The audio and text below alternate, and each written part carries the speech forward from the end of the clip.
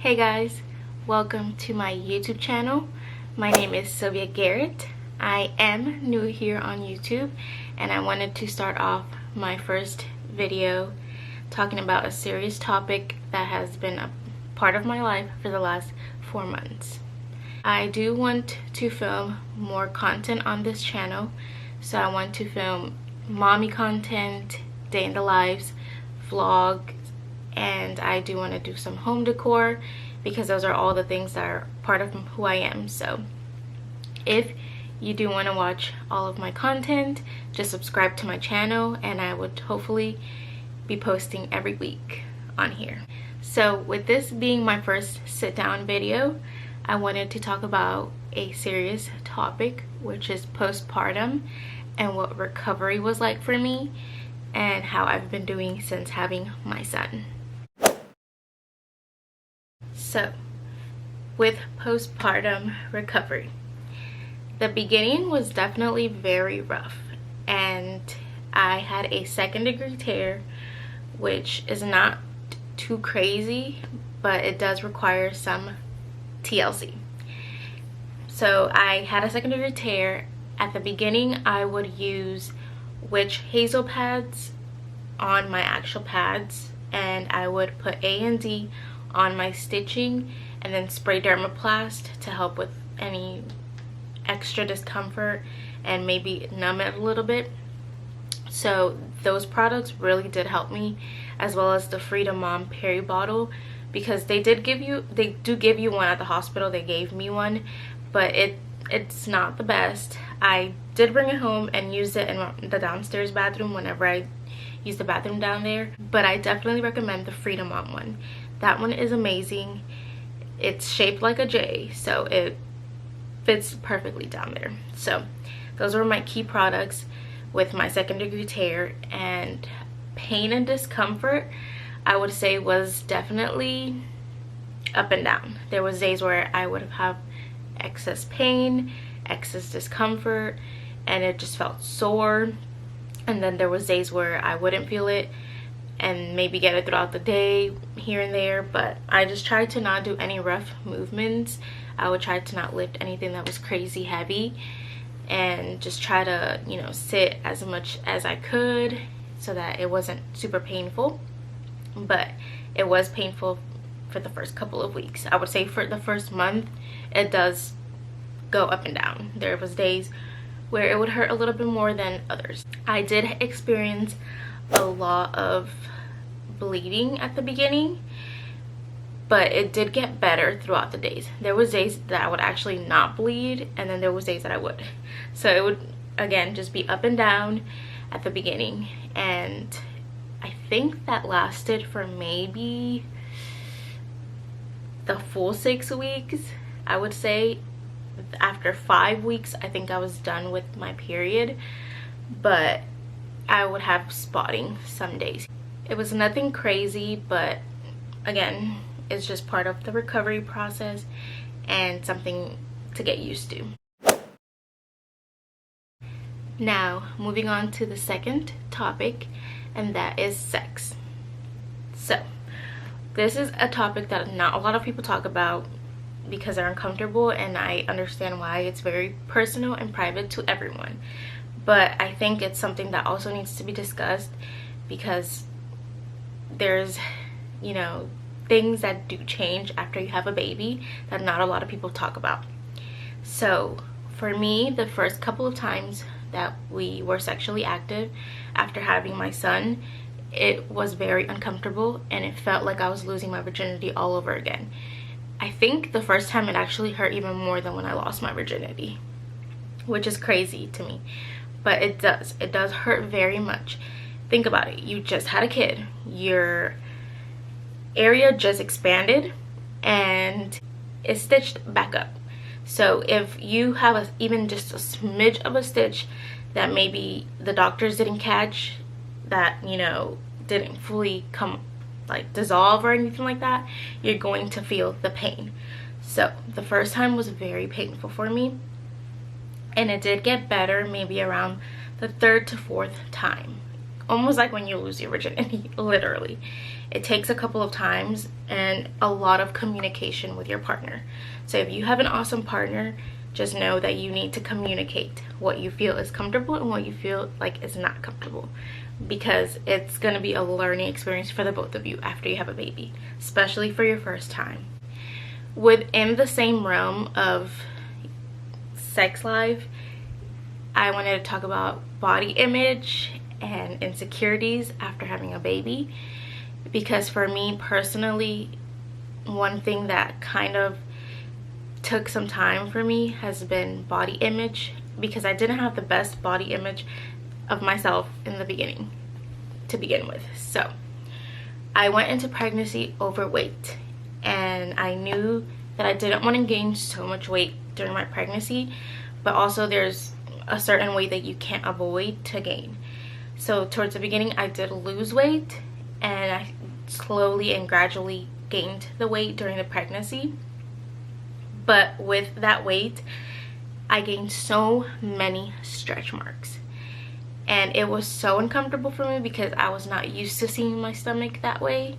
I had stretch marks all over my belly, towards my back, my lower back, some on my thighs.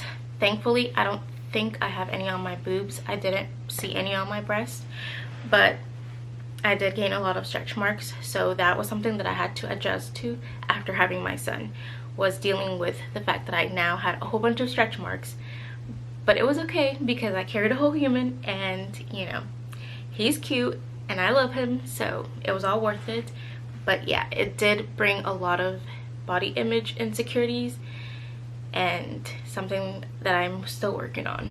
One thing that I didn't discuss with postpartum has been hair loss, and this actually just started for me. So my hair right now is the longest that it's ever been. I have never let my hair grow past my shoulders. I always chop it off because I've always loved short hair, but after getting pregnant, seeing how healthy my hair was, I really wanted to let it grow, and I feel like right now I love my hair how it is, and I want to continue to let it grow. But I have been shedding like a dog, literally like a dog. I will be in the shower and I'll be rinsing my hair, and clumps of hair just falls out. My son pulls my hair and there's hair all over his little hands, so I have to be checking his fingers all the time, and his little toes too. But I have been shedding like a dog, and thank God for our cordless vacuum, because I can just vacuum it up. But I have been shedding a lot, and it's definitely been annoying, and I think it started at 3 months postpartum, so I don't know if for some people it starts off sooner, for some people it starts off later, but that's when it started for me. So the last thing I wanted to talk about with postpartum is depression. And for myself, I'm very blessed and I did not gain postpartum depression, and I feel like I did a couple of things when I was pregnant that kind of helped me not get postpartum depression. What I mean by that is, when I was pregnant, I went into a mental state where I told myself that if I could not have a natural birth, I was not going to have a natural birth. And as a first-time mom, you have an expectation of when you deliver your kid and what you want, and you think everything is going to be rainbows and sunshine. But I promise you, when you're in that moment, all you care about is what's right at the moment. And for me, that was getting an epidural. And I will talk about my birth story and how everything went down in a separate video, because that one's going to be a very long one in itself. The day I delivered my son and the day before was very hectic, so it's going to be for a whole separate video. But I did not go in with an expectation. I just told myself that I would know what was right at the moment, and that is exactly what I did. At the moment, I needed the epidural, and I got the epidural. And mentally, that helped me out so much. The second thing I did mentally was tell myself that if I could not breastfeed, I wasn't going to do it. I was not going to put this extra pressure on myself to breastfeed if I could not do it. My son did not latch at the hospital. It was crazy. I had lactationers coming in and out every single day trying to help me, and he was not latching. It was a struggle. I am heavy chested and have non-existent nipples, so my son was not latching. Even with the little silicone, what do you call those, like the breast, like the nipple shields, he was not latching on with anything. So I did what I had to do, and at the beginning I would feed him with a syringe and just try to get as much of the colostrum and feed him with that. But when he was getting hungrier, it was getting harder for me, and the pressure that the doctors were putting on me and the nurses was just mind-blowing. So I told myself, if I can't do it, it's my body. They don't have control of my body. I do. And my son needed a healthy mom more than he needed breast milk, and that is something that I want you guys to engrave in your mind. Your child needs a healthy mom more than he needs breast milk, because as long as your baby is fed, he's going to be healthy or she's going to be healthy, and that's all that matters. For me, that mentally, that's what I kept telling myself. He needs me as his mom to physically be there for him more than he needs my breast milk. So if you talk to anyone, most of their depression comes from their breastfeeding journey, and I did not want that. I wanted to be healthy mentally for my child. So formula worked for us, and again, it is depending on you, but personally I think that all that matters is that your child is fed, and that's it.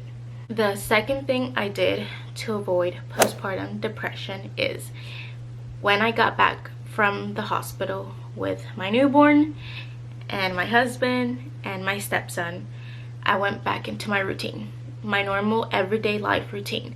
I did not just throw myself on my bed and call it a day. I actually jumped back into my routine because I felt like for me that was the thing that was gonna mentally just get me ready to be a new mom, you know. So I started cleaning the house, I started cooking, I would rest when I needed rest, and I would do my chores when I needed to do my chores. If my son was sleeping, I would do my chores. If I was tired, I would rest and cuddle him and be in bed.